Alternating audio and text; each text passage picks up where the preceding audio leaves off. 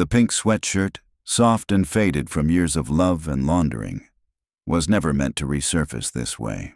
It should have been folded neatly in a donation box, or perhaps stored carefully in a cedar-lined memory chest, a tender keepsake of childhood preserved beneath a pile of old drawings and broken crayons. But instead, it turned up in the most jarring, heartbreaking place imaginable. In 2015, Amanda Hart was just 4 years old when she vanished from her family's driveway in Portland, Oregon. The only evidence she left behind was a mosaic of cheerful chalk art on the sun-drenched concrete, doodles that now seemed like cryptic echoes of a moment lost forever. 2 years later, a maintenance worker stumbled upon something inside an abandoned public restroom at the edge of a rarely used state park. Something so vile and deeply unsettling that it would expose a horror no one could have imagined. It was a day in late May that had begun with nothing more than sunshine and birdsong. In the quiet, green-draped neighborhoods of suburban Portland, the air was thick with the perfume of freshly cut grass and blooming rhododendrons. It was a postcard afternoon, full of that soft, early summer warmth that felt like a promise of good things. This was the kind of day the Hart family had known and cherished. Life in 2015 for them was one of structured calm and simple happiness. Rodney Hart, an accountant who favored quiet evenings and crossword puzzles, had always valued predictability and order. His wife, Sabrina, was a part-time graphic designer with an eye for beauty in the everyday. She poured her creativity into parenting, transforming even routine afternoons into moments of wonder for Amanda, their only child. Amanda was the center of their little universe. With her golden pigtails bouncing and her laughter echoing like bells, she had a kind of energy that turned every mundane object into a treasure, every corner of the backyard into a portal of imagination. On that particular Friday, the light felt especially golden, the air tinged with something special. Sabrina, stirred by the warmth of the day, had an idea. She unearthed a small tin of face paints from a drawer, leftovers from a Halloween years past, and called Amanda over to the living room. Sitting cross-legged on the carpet, she painted her daughter's face with the kind of care and patience that only a mother possesses. With gentle brush strokes, she gave Amanda whiskers and a tiny black circle on the tip of her nose, transforming her into a bright-eyed little kitten. Amanda squealed with delight, scrunching her nose and curling her hands into imaginary paws. She meowed dramatically, tumbling onto the rug. Sabrina laughed, savoring the innocence of the moment. It was one of those perfect, fleeting interludes in life, simple and warm, a sliver of happiness that you don't recognize as precious until it's gone. Sabrina, wanting to preserve this bubble of joy, reached for her phone and captured the moment in a single, candid photo. In the frame, Amanda beamed, blue eyes sparkling, her favorite pink sweatshirt adding a cheerful splash of color against the neutral tones of the couch behind her. It was a spontaneous shot, slightly out of focus, yet it captured everything that mattered: a child's pure happiness and a mother's pride. Neither of them could have known that this snapshot would soon become a tragic artifact, the final image of Amanda before everything unraveled. With the face paint still drying, Sabrina tousled Amanda's hair and encouraged her to go outside. "Go play in the driveway with your chalk, sweetheart. Mommy's going to start on dinner. I'll come out soon to check on you," she said with a smile. Amanda bounded out the front door, her sneakers tapping rhythmically on the pavement, her hands already reaching for her tub of colored chalk. Sabrina turned toward the kitchen, preparing vegetables for dinner as she cast occasional glances through the window. From her vantage point, she could still see Amanda, crouched over her drawings, utterly content. Not long after, Sabrina's phone rang. It was a client she had been waiting to hear from, a small publishing firm needing feedback on some brochure designs. She stepped into the little alcove they called her office, a space just steps from the kitchen, cluttered with sketch pads and color swatches, and opened her laptop. The conversation, she later told investigators, lasted no more than 10 minutes. But during that span, her mind was far from the driveway. Her attention was absorbed by fonts and layouts, by deadlines and deliverables. When the call ended, she returned to the kitchen and resumed her cooking, comforted by the assumption that Amanda was still happily immersed in her chalky creations just a few feet away. The serenity of the afternoon lulled her into a sense of false security. It wasn't until nearly 20 minutes later, when she heard Rodney's Subaru crunch into the driveway, that her spell of calm was broken. Rodney stepped out of his car, the weariness of the work week clinging to him like a second skin. He looked forward to the evening, the soft quiet of home, the small joys of family. He smiled as he noticed the chalk drawings on the pavement, suns, flowers, what looked like a very large cat. But Amanda wasn't there. He assumed she had gone inside. He entered the house, dropped his keys into the bowl by the door, and called out, "Honey, I'm home." Sabrina, now wiping her hands on a dish towel, emerged from the kitchen and returned his smile. "Where's Manda?" Rodney asked lightheartedly. Sabrina's brow furrowed. "She's outside, playing with her chalk. I saw her not long ago."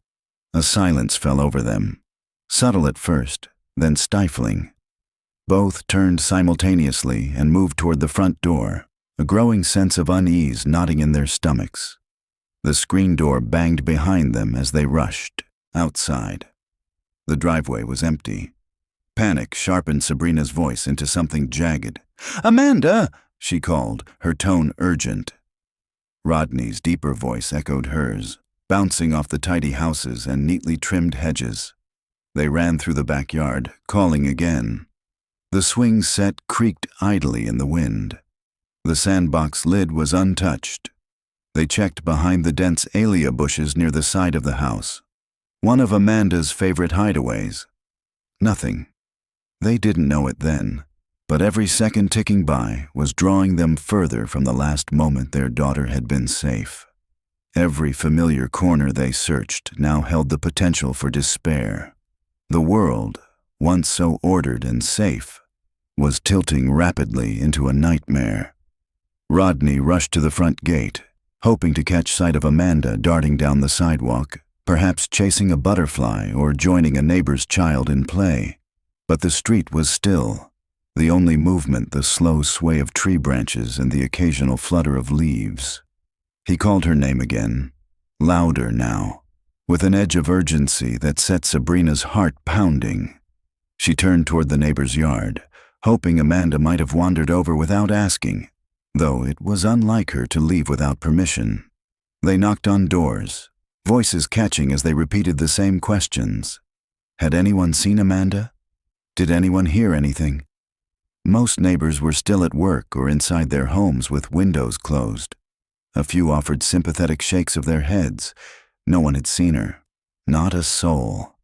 Minutes became a blur as they fanned out through the neighborhood, scanning every corner, behind every bush, under every porch. The couple's calls became more desperate.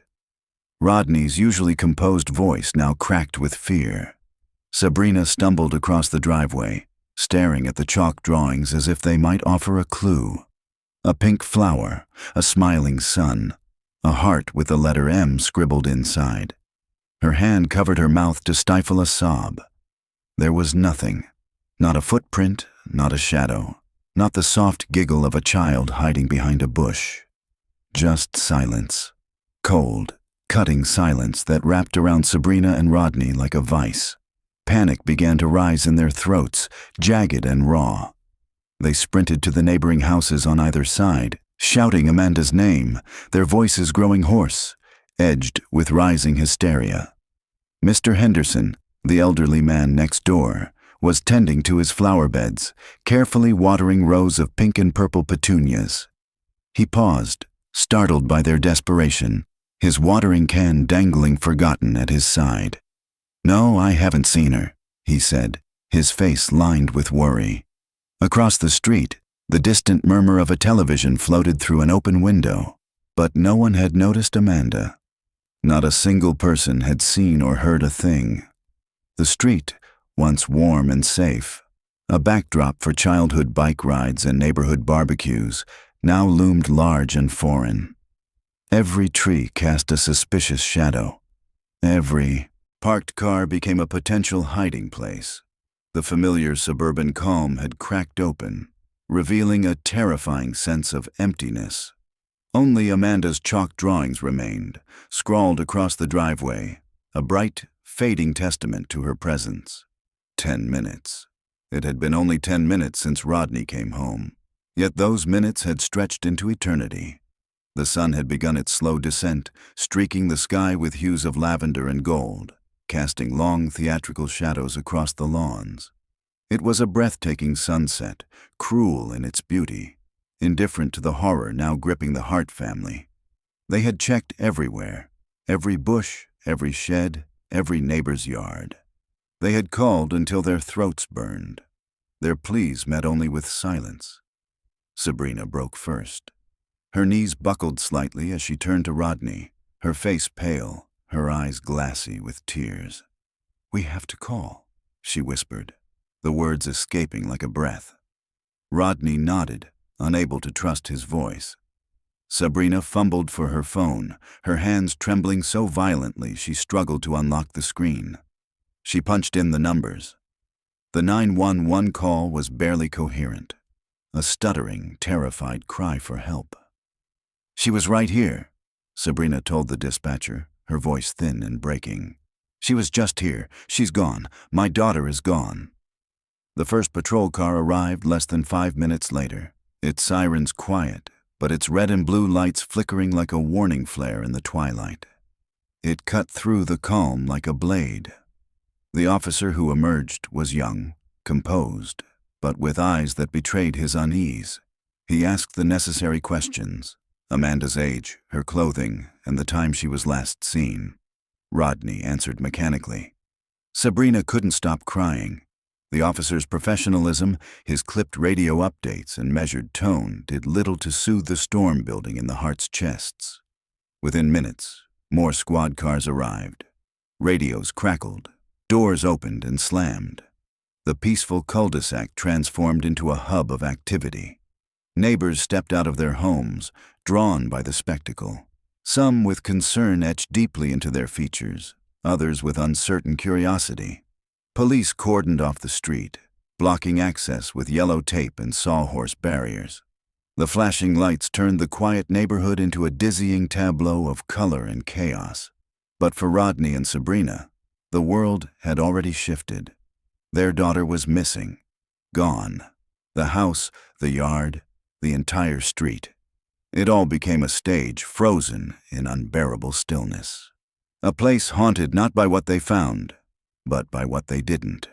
What came next was rapid and precise. The Portland Police Bureau immediately elevated the situation.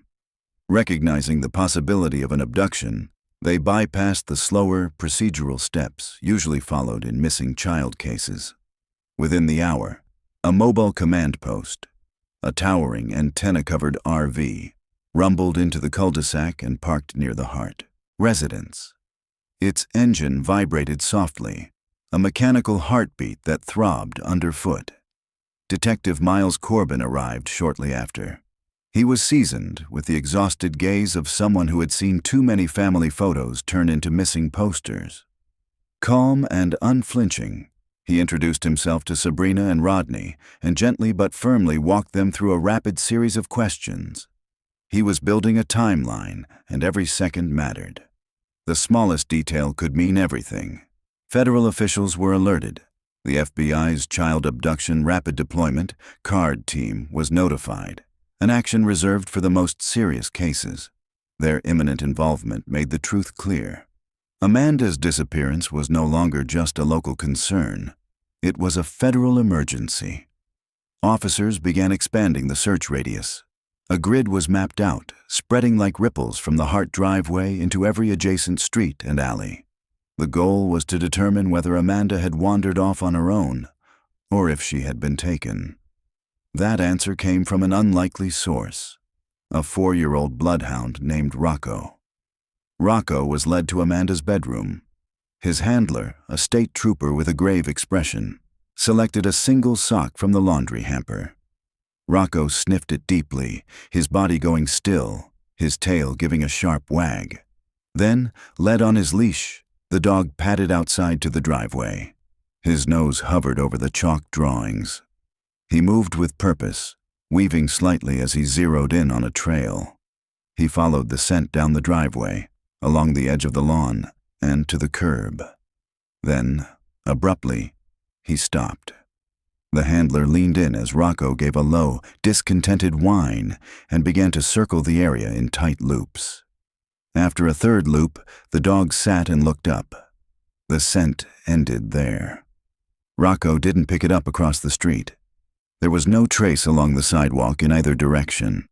It had stopped cold at the curb, as if Amanda had been plucked from the earth and spirited away. In his official report, the handler would later note that Rocco's behavior indicated one possibility. Amanda had been taken by vehicle. With that chilling conclusion, the last remnants of hope that she had simply wandered off dissolved. Detective Corbin's focus intensified. He and his team began canvassing the area again, but this time with a forensic mindset. They weren't just looking anymore, they were analyzing, searching for anything that didn't fit. A misplaced object, a suspicious vehicle, an unusual face. And finally, they found something. Mr. Henderson, still in his gardening gloves, sat with a detective on his porch. He was apologetic for not noticing more, his hands wringing together anxiously. But he did remember a van, a white van, older model. No logos, no distinguishing marks. He hadn't thought much of it at the time. After all, contractors came and went all the time. But now, with the weight of Amanda's disappearance hanging heavy in the air, that van felt significant. Detective Corbin had the information entered immediately into the system. Every officer was alerted to keep an eye out for vans matching the description. Nearby traffic cameras were flagged for review. Calls were placed to local repair shops, plumbing companies, and contractors to cross-check vehicle records. The net was cast wide, but Amanda's trail had gone cold so quickly, it was difficult to know where to begin looking. Inside the mobile command center, images of Amanda were printed and distributed. Her photograph, captured just hours earlier with painted whiskers and a beaming smile, now took on a different, more desperate weight. Officers began going door to door with flyers. Residents were asked to recall any visitors, workers, or delivery vehicles they might have noticed. Anything that might connect to the van Mr. Henderson had seen. Rodney and Sabrina remained on their porch, the world moving in chaotic urgency around them. Sabrina clutched Amanda's stuffed animal, holding it like it was the last warm thing in the world. Rodney stared down the street, jaw clenched, willing his daughter to reappear at the end of the block. Every passing second chipped away at hope. The van had no logo, no company name, and no identifying marks.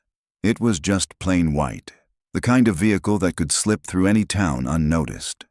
What stood out to Mr. Henderson, what had etched itself in his memory, was how slowly it moved. Not like someone searching for an address or making a delivery. Slower than that. It coasted down the street, unnervingly casual, as though the driver was observing, studying. It was that eerie slowness, that deliberate crawl in the middle of a calm afternoon, that unsettled him. He didn't see the driver, didn't think to glance at the license plate. He hadn't imagined it would matter. It was just a van, unremarkable, anonymous, a phantom on the edge of routine. And yet now, that vagueness was maddening. Still, it was all they had. Law enforcement issued a BOLO, be on the lookout, for an unmarked white work van, an older model with no windows on the rear doors. The alert went out statewide, flooding dispatch centers with calls almost immediately. In the first 48 hours, the BOLO brought a storm of sightings. A white van was spotted near a park in Beaverton. Another seen weaving through traffic along the I-5 corridor. Police intercepted and stopped dozens of them. Their drivers questioned, their vehicles searched, the tension mounting with every cleared inspection. No signs of Amanda. Nothing out of the ordinary. Every van proved to be a dead end, And with each stop, the initial hope began to dim. It became clear that the van could be anywhere, or it could have never existed at all. A collective illusion, or a ghost that melted back into the traffic of Oregon highways. Inside their home, Rodney and Sabrina faced an entirely different kind of nightmare. As is tragically routine in these situations, the initial investigation turned inward. The assumption was not malicious, just methodical. Statistically, the majority of child disappearances involved someone close. The parents are always scrutinized first. Rodney and Sabrina were separated in their own home and questioned for hours. Detectives paced the rooms that had once held birthday parties and bedtime stories. Now, those rooms felt like interrogation chambers. The couple was asked to recount the timeline of the afternoon again and again, every detail under a microscope. Sabrina's voice wavered as she repeated the same phrase. "I was only gone for 20 minutes. 20 minutes, a span of time that had taken her from contentment to catastrophe. Their home, once their refuge, had become a sterile, hollow crime scene. A forensic team moved in, fingerprint powder dusted across light switches and doorknobs. Photographs taken of every room, every drawer. Their electronics were seized, phones, tablets, the family laptop. It was a protocol they understood, even if it felt like another blow. An invasion of privacy at a time when they were already broken.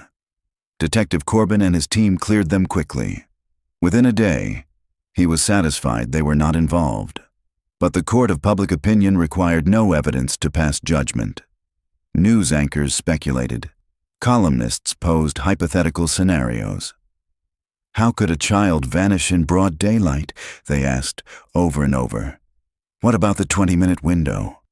Television panels debated every detail with clinical detachment, planting doubt in viewers' minds. To Rodney and Sabrina, the whispers were like daggers. Already engulfed in grief, they now bore the weight of suspicion. The photo of Amanda, her painted whiskers, her pink sweatshirt, her radiant smile, circulated across every channel. It was a beautiful, devastating image, and it was everywhere. Flyers appeared on telephone poles, storefronts, and bus stops. Amanda's photo flashed across gas station pumps, played on LED billboards above crowded highways. Her face, her innocence, became a symbol. The city of Portland responded in waves. Print shops produced flyers at no charge. Volunteers distributed them by the thousands. Search parties formed, made up of neighbors, strangers, parents who saw Amanda and their own children. They canvassed the city, scoured parks and abandoned buildings, combed through Forest Park's dense green underbrush and the industrial lots lining the Columbia River. They moved through wooded trails and beneath graffiti-covered bridges, calling Amanda's name with a desperate urgency. It was a kind of hope that clung to possibility, that refused to yield to silence. 1 week after Amanda's disappearance, a call came into the tip line that surged through the command post like electricity. A long-haul truck driver had stopped for fuel at a massive rest stop just shy of the California border, nearly 200 miles south of Portland. He told the operator he saw a little girl who looked just like Amanda. Blonde pigtails, a pink shirt, sitting at a table outside the diner with a man in his 40s. The man looked anxious, the trucker said. The girl seemed quiet, maybe even sad. The lead felt real. It matched the timeline, the potential direction of travel. Investigators moved fast. California Highway Patrol was alerted. They pulled surveillance footage from the convenience store and diner. Officers were dispatched to the rest stop to search the grounds and question staff.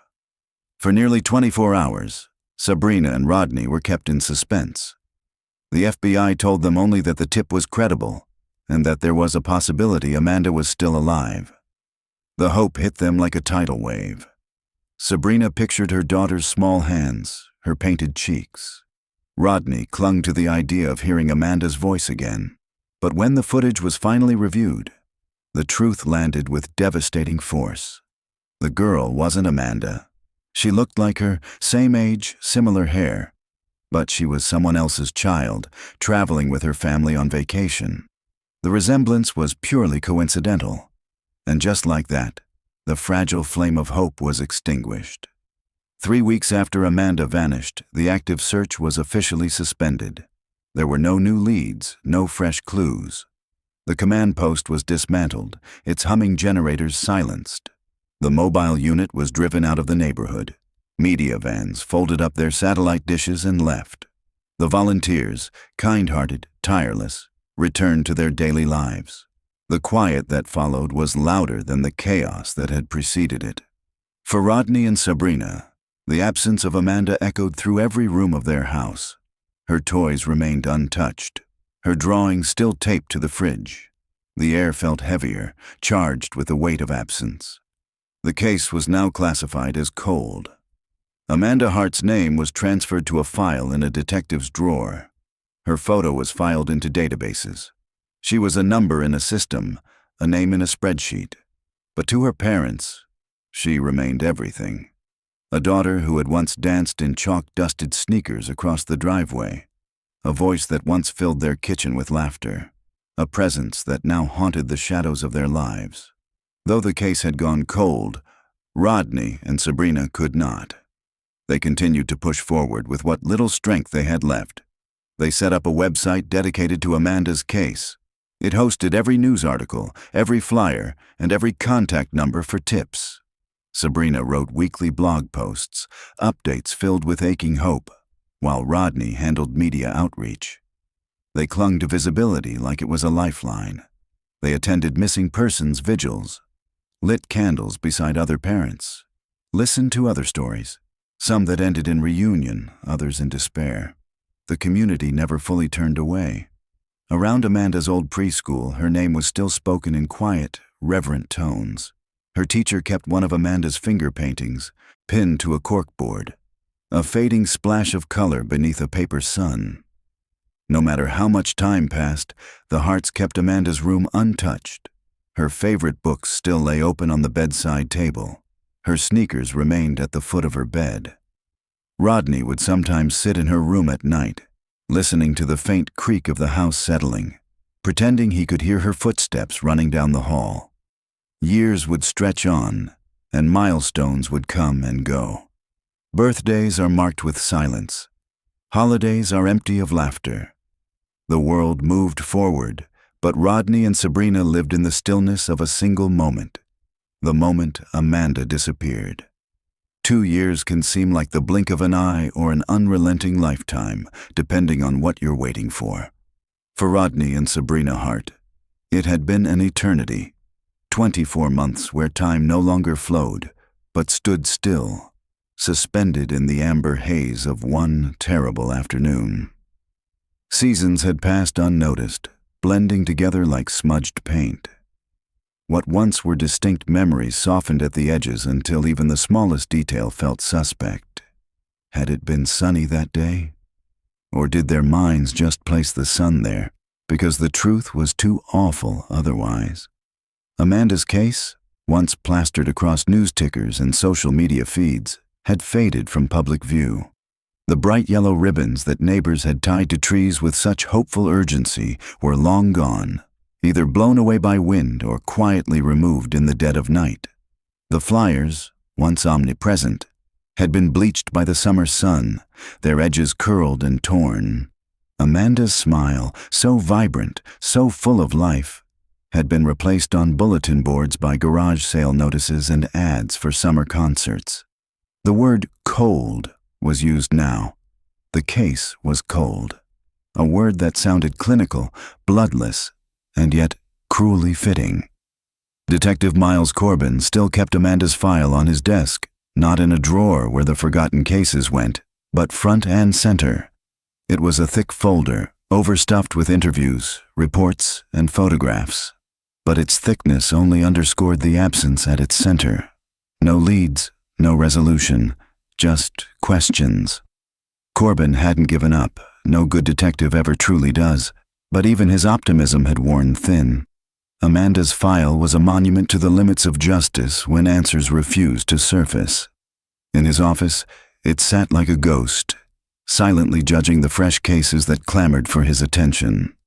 Back on Sycamore Lane, the Hart residence had transformed into a shrine. Amanda's bedroom remained untouched. Her bedsheets, patterned with cartoon kittens, still smelled faintly of bubblegum shampoo. Her favorite stuffed giraffe lay on the pillow, one of its button eyes slightly loose. A crayon drawing, a rainbow with their family beneath it, was still taped to the wall, curling slightly at the corners. It had been half finished. Sabrina couldn't bring herself to enter. She would sometimes linger in the hallway, her hand resting on the doorframe, staring into the quiet space that had once been the nucleus of their lives. The silence in that room was unbearable. Not just an absence of noise, but a suffocating presence of everything lost. Their home had grown quieter, not by choice, but by necessity. The easy laughter that once drifted from the kitchen, the bedtime stories, the spontaneous dances in the living room, they were gone, replaced by hushed conversations, long silences, and the heavy weight of things unsaid. Grief had settled in like an unwelcome houseguest, touching everything, changing them from the inside out. Rodney and Sabrina had not broken, but they had bent in ways they never imagined possible. Their love endured, brittle though it was, bound together by one unyielding mission: to keep Amanda's memory alive. They became reluctant stewards of their own tragedy. Rodney, the methodical accountant, built and maintained a website, findamandahart.org. Sabrina managed a Facebook page. Every day she posted something: an old photograph, a quote, a plea for help. On Amanda's 5th birthday, then her 6th, she posted the same image. Amanda's last photo with her cat whiskers painted on, beaming at the camera. The caption never changed: 2 years without your smile. We will never stop looking. Thousands followed the page. Most were strangers, people from other cities, other states, even other countries. They shared the posts, left messages, and offered prayers. It was a digital vigil, a murmuring chorus that offered a glimmer of solace amid the suffocating void. While the police investigation had long gone dormant, Amanda's story lived on in the crevices of the internet. In online forums with names like Unresolved Mysteries and Cold Case Collective, her case became a subject of endless speculation. Armchair detectives dissected every detail. They created timelines, geolocated surveillance footage, and pored over satellite maps. Anonymous users obsessed over the 20-minute window. They debated the validity of Mr. Henderson's sighting. They drew connections between the chalk drawings and possible messages. One theory, one Detective Corbin also privately leaned toward, was that the abduction had been a crime of opportunity. The simplicity of it, the lack of ransom demand, the absence of complex planning. It all hinted at someone unsophisticated, a person who had panicked moments after committing the act, someone who saw Amanda alone and acted without thinking it through. It was terrifying precisely because it made sense. Not a boogeyman, not a criminal mastermind, but someone ordinary, a local, a face they might have passed in the grocery store. Others online believed it had to be someone close to the family, someone who knew their routines. That kind of precision, they argued, couldn't be coincidental. This line of thinking seeped into Sabrina and Rodney's private thoughts like poison. They began to question everyone from that time: an old neighbor, a mail carrier, a co-worker they hadn't seen in years. They lay awake at night replaying conversations, analyzing smiles, wondering if they had missed something crucial. To internet sleuths, it was an intriguing riddle. But for Rodney and Sabrina, it was a cruel cycle of emotional self-immolation. They lurked on the forums, sometimes responding, sometimes just watching, always hoping that maybe someone, somewhere, would spot what the professionals had not.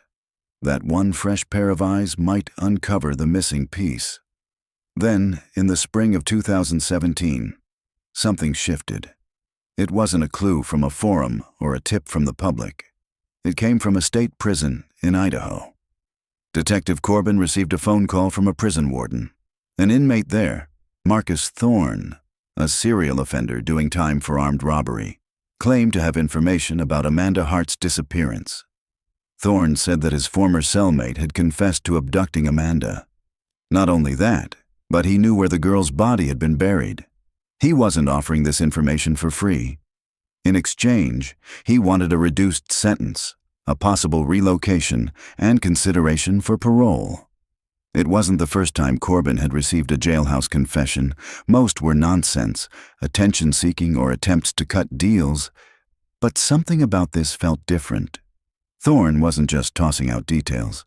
He named a location, described the clothes Amanda had been wearing, mentioned the pink chalk, the kind of specifics that hadn't all been released to the public. Detective Corbin arranged for Thorne to be interviewed in a secure setting. A seasoned interrogator accompanied him, trained to detect inconsistencies and manipulations. The conversation was recorded, every word transcribed, every detail cross-referenced. Thorne appeared calm, calculating. He spoke of a man named Glenn Harker, his cellmate, who had allegedly confessed one night after a brutal fistfight left both men battered and angry. According to Thorne, Harker had been high on meth when he snatched Amanda from the sidewalk. He said it happened fast, that he didn't even stop the van, just opened the side door and grabbed her. Thorne claimed Harker described her screaming, kicking. He said Harker had panicked, driven aimlessly for hours before silencing her forever and burying her in a remote section of woodland outside Boise. As disturbing as the story was, it wasn't enough. The FBI needed corroboration. Harker had been released on parole a year earlier and disappeared. No forwarding address, no digital footprint. He was a ghost. Teams were dispatched to the burial site Thorne described. It took days to search, using cadaver dogs, sonar, and excavation equipment. The terrain was difficult, remote, but still, no trace of Amanda or any remains. Thorne's tip, once brimming with dark promise, yielded nothing concrete. Back in Portland, Rodney and Sabrina had been told there was new information. They were never given specifics, just that something credible had surfaced. And so, they waited again. For days, they hovered in purgatory, bracing for news they weren't sure they could handle. When Corbin finally called to say the search had come up empty, they collapsed into each other's arms. It wasn't relief. It wasn't grief. It was just more waiting. The case, reinvigorated briefly, fell silent once more. Another page was added to the thick folder on Corbin's desk. Another false summit. And yet, despite everything, despite the agony and the exhaustion, the hearts refused to stop. They had lived for 2 years in the long shadow of a single moment, and if Amanda was still out there, somewhere, they would never stop looking. False leads were all too common, especially when they came from prison informants seeking leverage. Still, each one had to be investigated with care. When news of Marcus Thorne's confession reached Rodney and Sabrina Hart, it was delivered with the utmost caution. Detective Corbin avoided promises, but the mere whisper of a possibility, after 2 long years of silence, was enough to stir something dangerous. Hope, a terrifying, powerful drug. They thought they'd forgotten how to feel. While 2 detectives were dispatched to Idaho to interview Thorne, Rodney and Sabrina lived on the edge of a blade. Sleep became impossible. Every ring of the phone tightened the noose of their anticipation. At first, Thorne's story had enough detail to make it believable. He recounted Amanda's abduction with eerie clarity, weaving in references to a shallow grave in a wooded area east of Portland. He spoke of his supposed cellmate's remorse, late-night confessions, and the weight of guilt. The detectives listened, comparing each of his claims to the official case file. Some details matched publicly available reports, but others were just enough to raise concern. The timeline was shaky. Specifics were vague.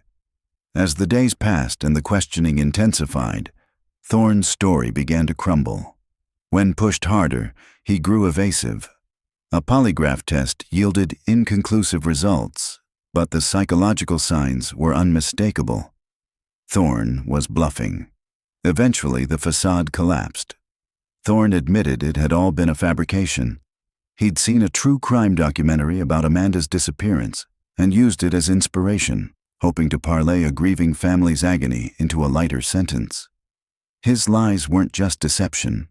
They were exploitation, a cruel manipulation of pain. The detectives returned to Portland with empty hands and heavy hearts. Corbin broke the news to the Harts himself, sparing them the drawn-out cruelty of waiting any longer. There was no fanfare, no outburst, only a hollow silence as the truth settled in. It wasn't just a false lead. It was a reminder that, to many, Amanda's disappearance had become just a story, something to be traded, speculated on, or manipulated. For Rodney and Sabrina, it was another scar layered atop the old ones. Once again, the void returned, more absolute than ever. Silence reclaimed their lives. It seemed the world had moved on again. But change, when it comes, often arrives not with fanfare, but with quiet inevitability. In April 2017, it came from the least likely of places, a remote corner of the Mount Hood National Forest, and from a man who preferred the company of trees to people. Dave McCann was 58 years old and had spent most of his adult life working in solitude. As a seasonal maintenance worker for the Oregon Parks and Recreation Department, his role took him deep into the state's wildest reaches. His days were filled with solitude, checking picnic tables, clearing brush, and maintaining long-forgotten facilities that only the most adventurous visitors ever stumbled upon. That week, Dave's route took him down gravel service roads that twisted through dense forest, roads so narrow and overgrown that they threatened to reclaim themselves with each passing season. His assignments included cleaning trailhead signs, maintaining outhouses, and inspecting primitive park restrooms, structures built in the 1960s, long before modern plumbing and design became standard. It was late Tuesday morning when Dave pulled his dusty green Parks Department truck alongside one such structure. The building was more moss than concrete, nearly swallowed by overgrown salal bushes. The air smelled of damp earth and rotting leaves. The place had clearly gone untouched for years. Miles from any campground or marked trail, it was the kind of location even regular hikers would never see. Inside, the air was stale, thick with mildew and abandonment. The restroom was basic, a concrete chamber with one squat porcelain fixture embedded in the tiled floor. It was completely clogged. Murky water had backed up, pooling across the grimy surface. Dave sighed. Another mess left behind by vandals or careless explorers, he assumed. He fetched his gear, a heavy-duty plumber's snake and thick rubber gloves. Kneeling on the cold, damp tiles, he began feeding the metal coil into the drain. It met resistance, not the loose, mushy kind caused by paper or leaves, but something dense, solid. He tried again, pressing harder, but the blockage held. Switching tactics, Dave retrieved a hooked metal rod he used for dislodging larger obstructions. He inserted it carefully, twisting until he felt it snag on something substantial. With a grunt, he pulled. The blockage shifted, reluctant at first, then gave way with a sickening slurp. A soaked, heavy mass slumped onto the floor, trailing water and clumps of dark, decaying material. At first, it looked like a soggy bundle of rags. But as Dave gently prodded it with the hook, color began to show through the filth. A pale pink. A dull, stained blue. Clothing. Children's clothing. He leaned in closer, dread pooling in his gut. With careful movements, he used the hook to separate the largest piece, a long-sleeved sweatshirt, once pink, now faded and streaked with filth. Underneath it, a pair of small blue shorts. And then, a final item tumbled free from the bundle. A sock. Small. White, at least it had once been. Now it was mottled with mold and grime. But even through the filth, Dave saw it. The faint outline of a cartoon cat, its smile warped by time. He stood abruptly, nausea rising. This wasn't just forgotten trash. It was something far worse. He exited the restroom, hands trembling as he reached for his radio. He called in the discovery in clipped, urgent tones. Children's clothing, possibly linked to missing persons. He didn't have to say more. Dispatch understood. Soon, the quiet forest was broken by the arrival of law enforcement. Police, forensic analysts, and search teams arrived in waves. The restroom was cordoned off, its every surface documented and photographed. The bundle of clothes was carefully packaged, sealed in evidence bags, and rushed to a forensics lab in Portland. Rodney and Sabrina received the call that same evening. Corbin asked them to come in. No details over the phone. They sat once more in the cold gray walls of the police station, hands entwined, but minds 1,000 miles apart. Corbin explained the discovery in measured words. He didn't say it was Amanda's, but he didn't have to. Tests were expedited. DNA was lifted from inside the sweatshirt, the shorts, and the sock. Even after 2 years submerged in grime and sewage, traces of Amanda's DNA survived, trapped in fabric, embedded in seams. The confirmation came in a single sentence. Corbin didn't dramatize it. "The clothing is Amanda's," Sabrina sobbed, her face in her hands. Rodney stared ahead, eyes wide and empty. There was no joy in knowing, just a heavy, unrelenting weight. They had asked for answers. Now they had one. But it brought more questions than closure. Corbin reopened the case with new urgency.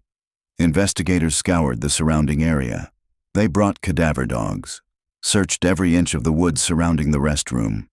If Amanda's clothes had been left there, what else might be nearby? But no other physical evidence was found. The park structure was old, forgotten. Its remoteness was telling. Whoever placed Amanda's clothing there had chosen a place they believed would never be found. It was not a random act. It was methodical, deliberate. For Rodney and Sabrina, the discovery brought no peace, only a renewed, aching hunger for justice. Amanda's name returned to the headlines.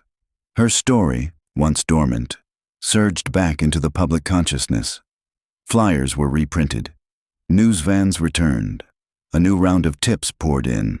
And somewhere, the person who left that clothing watched, quietly, carefully, knowing that secrets buried in silence don't always stay that way. Wrapped tightly inside the soaked pink sweatshirt was a tiny pair of children's underwear. The way it was arranged struck Dave McCann as deeply disturbing. This wasn't the result of an accident or carelessness. Someone had deliberately wrapped the underwear inside the shirt, folded and tucked in a way that gave the bundle weight, enough to help it sink into the porcelain squat toilet where it had clogged the drain. It was a calculated act of concealment. He stared at the pitiful pile for several seconds, transfixed by the horrifying implications. Dave wasn't a man who watched the news often. His world was trail maintenance, isolated ranger stations, and the quiet sigh of wind in the evergreens. But somewhere in the back of his mind, a headline surfaced, blurry, half-remembered. A little girl, a pink sweatshirt, a story that had once gripped the state like a fever.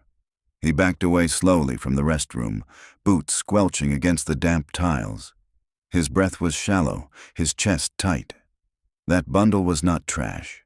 It was a secret someone had desperately tried to bury, and it had surfaced in the most unexpected of places. He walked to his truck, the oppressive silence of the forest pressing in around him.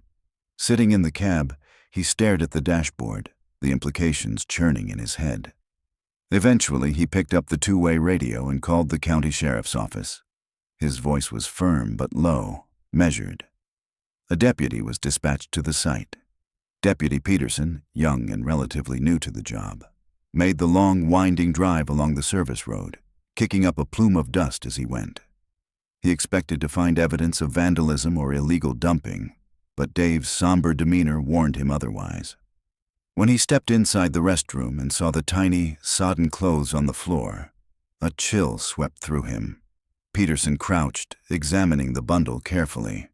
The fabric was discolored but unmistakably child-sized. The deliberate nature of how the garments had been arranged, the remoteness of the location, the presence of a child's undergarment, it all triggered alarm bells. This was no ordinary call. This wasn't someone tossing out trash. It felt like the aftermath of something far darker. He followed the procedure precisely. He snapped photographs from multiple angles, then carefully transferred the items into individual evidence bags. A pink sweatshirt, faded blue shorts, a pair of girls' underwear, so small it barely filled the palm of his gloved hand. He labeled each bag and made detailed notes, then collected a statement from Dave. Driving back toward civilization, the bundled evidence sat beside him on the passenger seat. An unbearable weight, despite its size. At the Clackamas County Sheriff's Office, Peterson logged the items and placed them on a desk in the squad room for processing. That was where fate stepped in. Detective Miles Corbin, who had transferred from Portland the previous year, still carried Amanda Hart's case in the back of his mind every day. Officially cold for over a year, it had never released its grip on him. So when he saw the plastic evidence bag, containing a child's pink sweatshirt, something inside him twisted. He read the label. Child's clothing. Recovered from clogged park restroom. Medway. Hood INF. A chill washed over him. He didn't need to reference the file. The image of Amanda Hart was etched into his memory. The face paint, the giggle mid-smile, the soft pink sweatshirt she wore in that final photo. He rushed to his office and pulled up the digital cold case file. The photo was there, just as he remembered. Amanda, with her cheeks painted like a cat, sitting on the living room floor, her favorite sweatshirt, a soft rose pink. Corbin zoomed in on the left sleeve, a faint tear near the cuff, small but noticeable. Sabrina Hart had mentioned it once, during an early interview. She tore it on the garden bush, she had said. I mended it with white thread. He opened the deputy's field photos. The shirt from the toilet was faded and stained, but there it was, a small tear, repaired with white stitching. His heart dropped. 2 years of silence. 2 years of nothing. And now, in the most unexpected place, Amanda Hart's clothing had surfaced. That evening, as dusk settled over the quiet cul-de-sac, a knock echoed through the Hart residence. Rodney opened the door to find Corbin standing there, his expression grave. Beside him was an FBI victim advocate, her demeanor gentle, professional. Sabrina appeared moments later, eyes wide with dread. They invited the pair inside. The air in the living room seemed heavier than usual, taut with apprehension. Corbin laid a folder on the coffee table and opened it, revealing high-resolution photos printed on sterile lab paper. The pink sweatshirt, the blue shorts, the tiny underwear. Each was laid carefully on a blue forensic cloth, tagged and catalogued. Sabrina let out a soft, strangled sound and sank onto the couch. Rodney stood unmoving, his eyes fixed on the photos. That's hers, Sabrina whispered, pointing with a trembling hand. That's Amanda's shirt. I sewed the cuff myself. White thread. Corbin nodded and zoomed in on one of the photos on his tablet. The white stitching was visible, small, delicate, unmistakable. The confirmation shattered whatever fragile piece they had cobbled together over the last 2 years. It wasn't just memory anymore. It was real, tangible. Proof that Amanda had been there, that someone had moved her, had taken steps to hide what happened. The cold case was cold no longer. Within hours, search teams were mobilized. The remote restroom became the nucleus of a renewed investigation. Rangers were brought in to guide FBI forensic specialists through the rugged terrain. Drones scanned the forest canopy. Cadaver dogs moved through the underbrush. The ground was combed, inch by inch. Back in Portland, Amanda's story exploded back into the headlines. News vans returned to Sycamore Lane. Social media buzzed with revived interest. The photo of Amanda in her whiskered face paint, long faded from memory, reappeared on screens and flyers. For Rodney and Sabrina, the grief they had learned to live with became jagged again. The wound reopened. And yet, beneath the pain, there was also motion, a flicker of possibility that answers might still come. The case was no longer a file in a drawer. It had found its voice again, buried deep in the silence of the forest. Their daughter, who for 2 years had lived only in photographs and memories, was suddenly real again. Her presence no longer confined to digital pixels or fading posters. It was her pink sweatshirt, soaked and waterlogged, pulled from a forest toilet in the middle of nowhere. That single horrifying discovery cracked the icy silence that had encased the Amanda Hart investigation, unleashing a storm of renewed urgency and purpose. The forensic confirmation that the clothing belonged to Amanda hit the cold case like a jolt of electricity. The Oregon State Police Crime Lab, which had long since archived her evidence, reopened the files with immediate priority. DNA analysis offered little due to the prolonged water exposure, but the lab experts had other tools.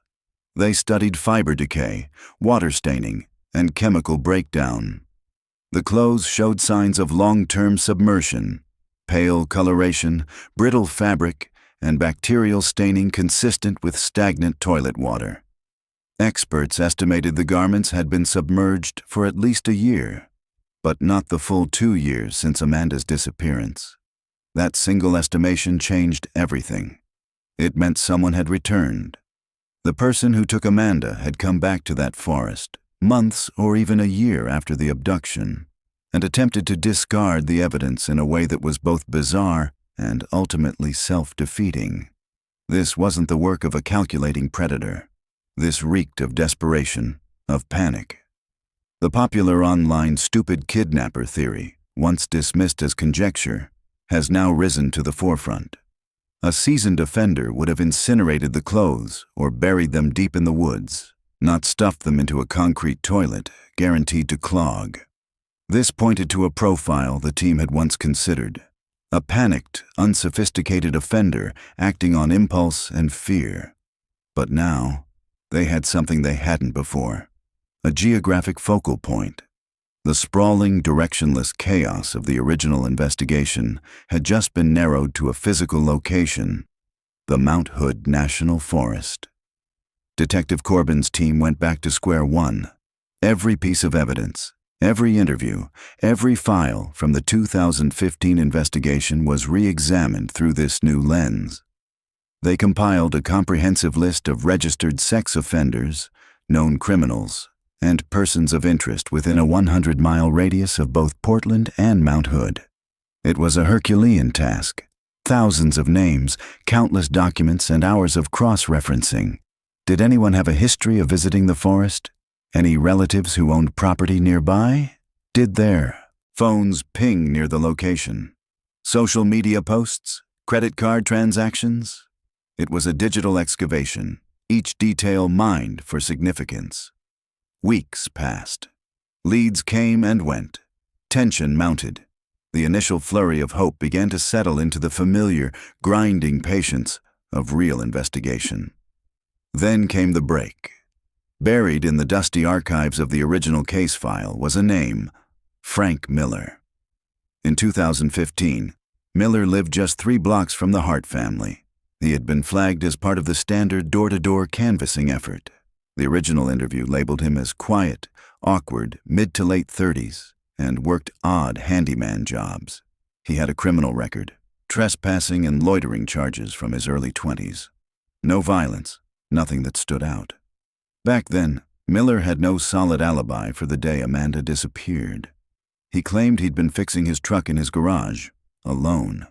The interview notes mentioned he was nervous, avoided eye contact. But with no evidence, he was dismissed.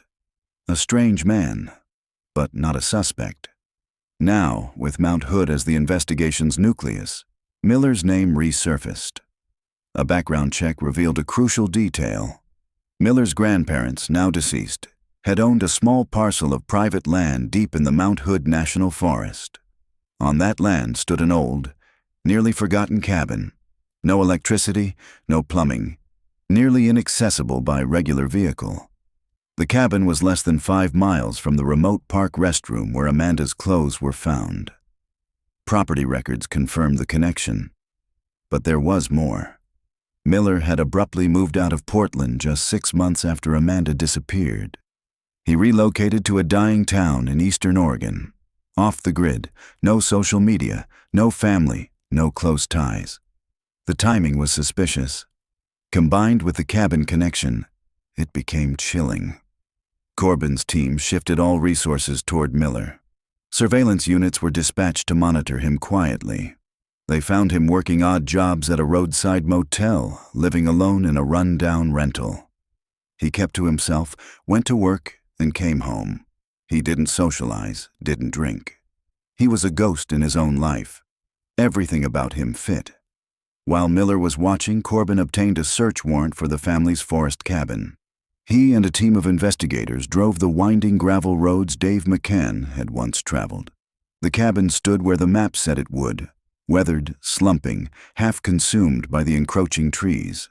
Inside, they found silence and dust. Old furniture sat beneath yellowed sheets. The floor creaked with every step. In the bedroom, they found what looked like a child's plastic ring buried in the dirt near the collapsed remnants of a camping tent behind the cabin. Pale blue, shaped like a butterfly. The same toy that Sabrina remembered from Amanda's bath set. Forensic teams collected everything: fabric samples, soil, latent prints, hairs. In a trunk, beneath moldy blankets, they found a pink plastic hairbrush. One blonde hair remained tangled in the bristles. Tests confirmed it matched Amanda's DNA. The realization hit like a sledgehammer. Amanda had been here. She hadn't just died the day she disappeared. She had been kept, hidden, alive, if only for a time. Back in Portland, the team conducted a garbage sweep of Miller's home. Inside a rusted tin can, they found the blackened remnants of synthetic fabric, polyester consistent with modern children's clothing. Though DNA was too degraded for analysis, the circumstantial web grew tighter. They took the findings to the district attorney. With the hairbrush, the toy, the property link, and Miller's behavioral pattern, a warrant was issued. Frank Miller was arrested without incident as he stepped out of his rental early one morning. He didn't resist. He didn't ask questions. At the station, he lawyered up immediately. His silence was complete, but telling. He was charged with kidnapping and evidence tampering. Though Amanda's body hadn't been found, prosecutors believed the circumstantial case was strong enough to proceed. For Rodney and Sabrina, the arrest brought no comfort. It brought answers, yes, but also new, sharper questions. Had she suffered? Had she cried for them? Could she have been saved? Their worst fear was no longer her death, it was her pain. And now, in the heart of that pain, they would have to find a way forward. The cabin's crawl space smelled of ancient dust and dry rot. The search team combed every inch of the decrepit structure, their tools meticulous, their movements deliberate. They used black lights to detect traces of biological material and dusted for fibers or prints, examining every floorboard and exposed beam. At first, the cabin yielded nothing. No obvious signs of habitation, no incriminating evidence. It looked as though it had been abandoned for years. But the younger detective, mindful of Frank Miller's background as a handyman, took a different approach. He moved methodically through the building, probing for anything that felt out of place. In the back bedroom, inside the closet, one of the floorboards groaned a little differently beneath his boot. He crouched and pried it up, the old wood creaking as it gave way. The air beneath was musty and stale. He aimed his flashlight into the dark crawl space and saw something small and oddly colorful lying on the dirt. With gloved hands, he reached in and pulled it free. It was a child's plastic hair clip, bright and cartoonish, a pink cat face with tiny white whiskers, the type of accessory that would delight a young girl. It was not buried, just tucked away in the shadows, forgotten or perhaps hidden. He bagged it carefully and called in the rest of the team. It might have seemed insignificant to anyone else, but in a cold case starved for progress, it was a blinding flare of potential. That evening, Detective Corbin returned to the Hart residence.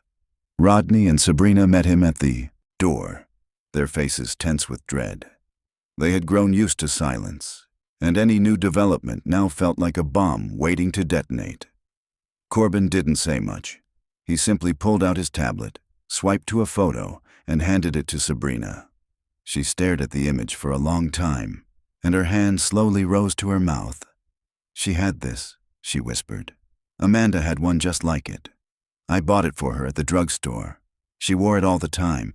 She was wearing it the day she—" Her voice cracked, unable to finish. Rodney didn't speak. He only nodded slowly, eyes fixed on the screen. He didn't need to see anything more. The following morning, police closed in.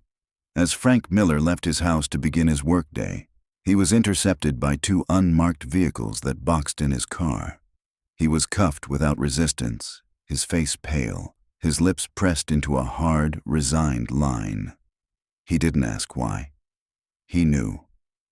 At the station in Portland, seated under the flickering lights of an interrogation room, Miller denied everything. "I don't know that girl," he said quietly. "I don't know anything about this." But the detectives were patient. One by one, they placed items in front of him. A map of the neighborhood, marking his proximity to the Hart home, a photo of the family cabin, and its eerie closeness to where Amanda's clothes had been discovered. The final blow came when they slid over a printed image of the cat-shaped hair clip. Miller stared at it. His eyes widened, and he broke. His shoulders sagged. A low sound escaped his throat, half sob, half gasp. And then the words spilled out, hesitant at first, then rushing forward. He hadn't planned anything. On that day in May, he'd simply driven past the Hart home. He saw Amanda playing by herself, her face painted like a cat, completely unaware. It was a moment of weakness, he claimed. He pulled over, grabbed her before she could scream, and drove. He brought her to the old cabin, his grandparents' place, long forgotten and off-grid. For 2 days, he kept her there, trying to figure out what to do. Amanda cried for her parents, asked to go home. He said he didn't know how to fix what he'd done. He was paralyzed, trapped by his own crime. On the 2nd day, she tried to run. She bolted out the front door and screamed. He panicked, caught her, and clamped a hand over her mouth to silence her. "I didn't mean to," he kept repeating. "I just didn't want her to scream." But he held on too long. By the time he let go, Amanda was gone. He buried her in a shallow grave deep in the woods, near a place he'd once played as a boy. He didn't destroy the clothing. He stashed it beneath the floorboards, afraid to let it go, afraid someone would discover it. A year later, overwhelmed by paranoia, he returned. Instead of burning the clothes or burying them properly, he panicked again. He stuffed them into a toilet in a remote park restroom, hoping they would disappear. The confession was long and filled with detail.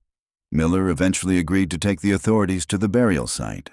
The next morning, a convoy of marked and unmarked vehicles wound through the dense wilderness of Mount Hood National Forest. Miller, now in shackles, led the way on foot through thickets and underbrush. After nearly an hour of hiking, he stopped near a fallen moss-covered tree. He pointed without speaking. Investigators moved in. The forensics team began to dig slowly and carefully. It didn't take long. They unearthed the remains of a small child, wrapped in layers of decayed fabric.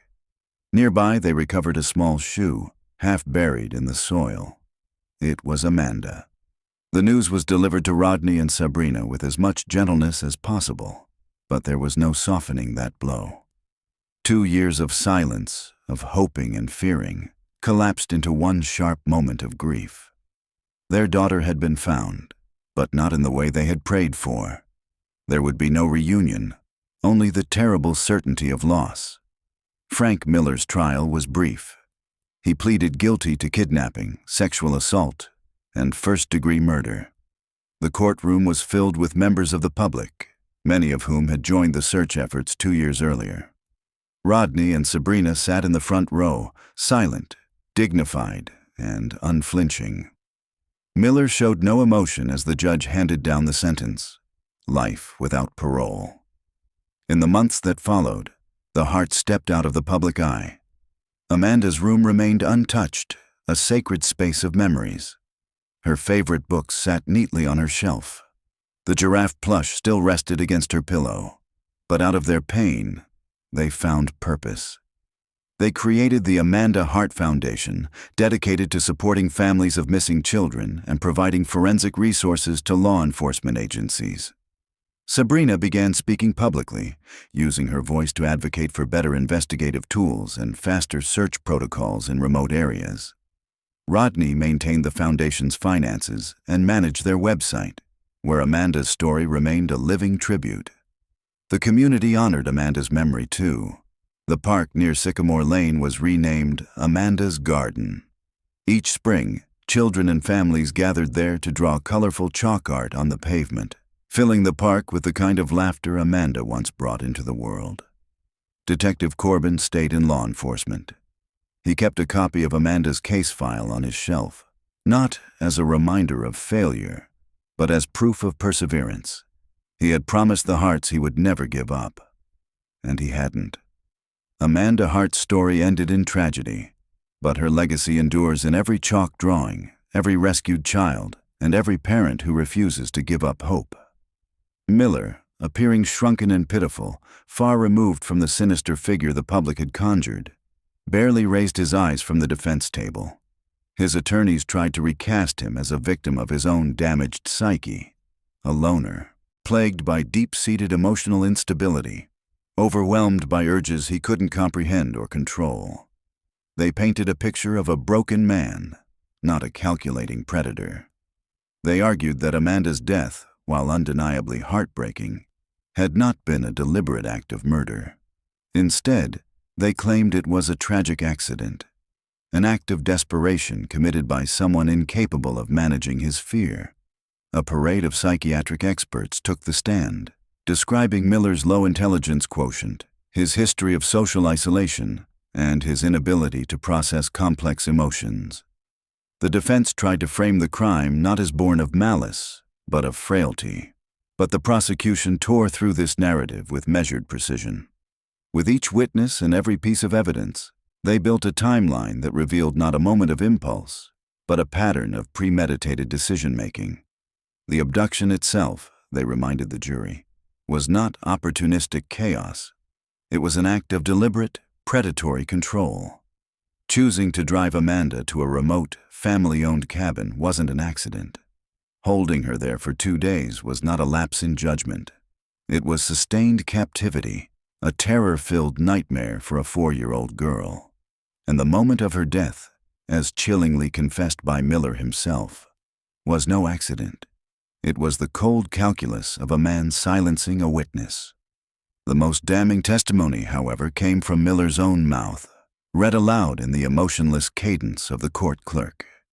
His confession laid bare the brutal clarity of his actions. The image of Amanda's tiny clothes, fished out of the filth of a forgotten forest restroom, formed the emotional core of the case. Prosecutor Eleanor Vance, composed and razor-sharp, wove those details into her closing statement. "This was not a moment of panic," she said, her voice commanding the courtroom's silence. "This was not a mistake. This was a man who took a child from her home, kept her hidden, and when he feared discovery, he killed her. And when that wasn't enough, he tried to erase her. That pink sweatshirt wasn't just evidence. It was Amanda's final cry for justice, clawing its way back into the light from the darkness he tried to bury her in." The jury deliberated for less than 6 hours. When the verdict was read, guilty on all charges, including kidnapping and aggravated murder, the room exhaled in a collective hush. Frank Miller was sentenced to life in prison with no possibility of parole. As he was led from the courtroom in shackles, he allowed himself a single glance toward Rodney and Sabrina Hart. His face held no sorrow, no apology, only a void, as though the weight of what he had done had drained even his capacity to feel. Justice had been delivered, but it did not bring peace. For the Harts, it marked the beginning of a new kind of grief. No longer haunted by the unknown, they were now burdened with the certainty of what had been taken. With the trial concluded and the world's gaze moving on, they faced the long, lonely path of mourning.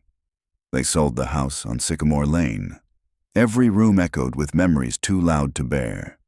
They moved to a quiet town on the Oregon coast, hoping the endless rhythm of waves crashing against the shore might soothe the aching silence in their hearts.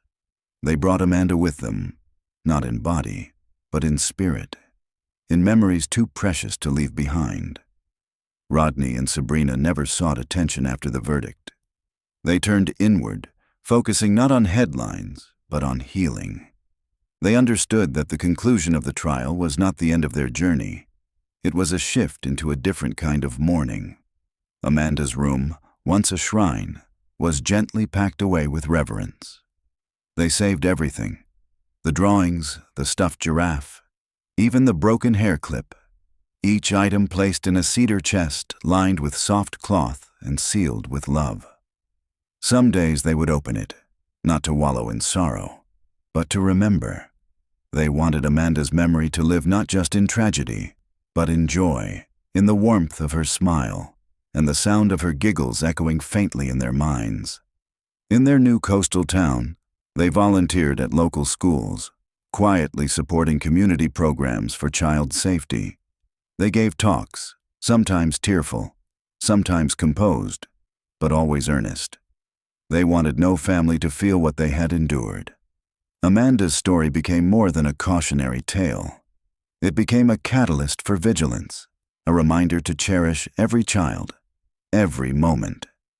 The restroom where Amanda's clothing had been found, now infamous, was demolished within a year of the trial. The concrete was broken apart, the remnants buried, and the land left to nature. Slowly, moss and wildflowers grew where once stood the structure that had unknowingly held the key to the case. The forest, in its way, began the process of forgetting.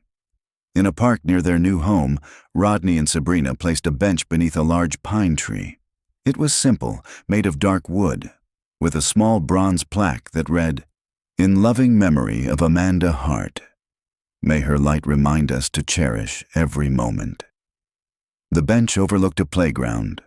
On quiet days, they would sit there watching the children run and laugh, sometimes in silence, sometimes with soft tears. It was both painful and healing. They could not reclaim what had been taken, but in that space, surrounded by life, they found flickers of something like peace.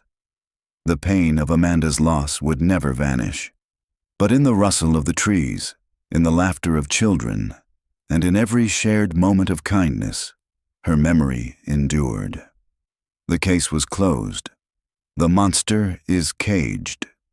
Yet the silence Amanda left behind would linger forever, a quiet, sacred space in their hearts, where once lived the vibrant laughter of a little girl who should have grown up. Amanda Hart would never be forgotten.